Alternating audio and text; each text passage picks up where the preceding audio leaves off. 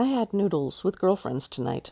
It's this thing we try to do, gather around a table, catch up over some steaming bowls, and let the conversation flow from work drama to weekend plans to that thing that someone's colleague did that was completely outrageous. As we were wrapping up and gathering our things, I started thinking about all those other times, the times when this exact scene ends with someone saying, "Text me when you get home safe." You know the moment I'm talking about.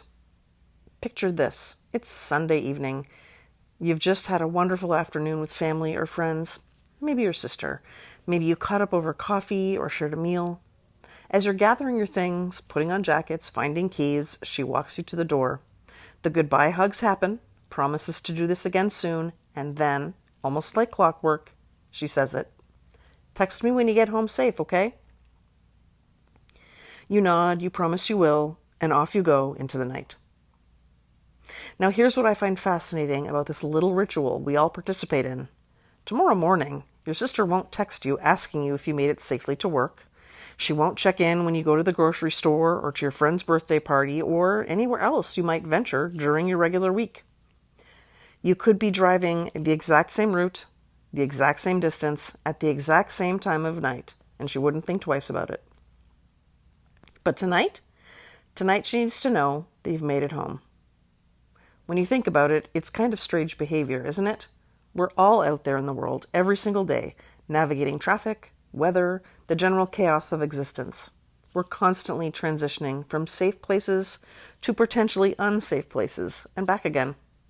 Yet we don't typically ask for safety confirmations for any of these routine journeys. But something shifts when we've been together in person. Something changes in that space between the goodbye hug and the closing of the front door.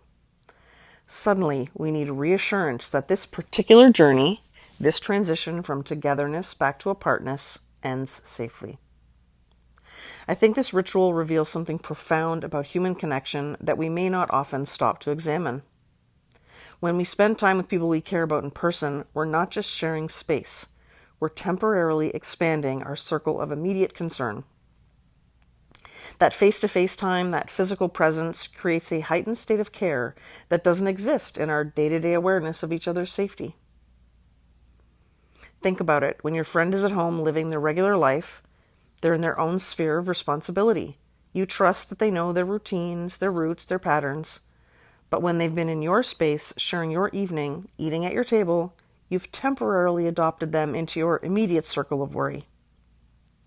There's also something a bit vulnerable about sending someone out into the night from your safe harbor. You don't know their exact route home from your place. You don't know how tired they might be after the visit or what conditions they might encounter. You're launching them onto a journey that's outside their normal pattern, and that could create a unique form of anxiety. "Text me when you get home safe" serves as a bridge between the two states of being, together and apart. It extends the intimacy and care of the visit just a little bit longer, ensuring that the connection doesn't abruptly sever the moment the door closes. It's really a way of saying several things at once. You matter to me. This time we spent together was meaningful. I'm not ready to stop caring about your immediate well-being, and perhaps, maybe just as importantly, I needed to find an endpoint for this worry.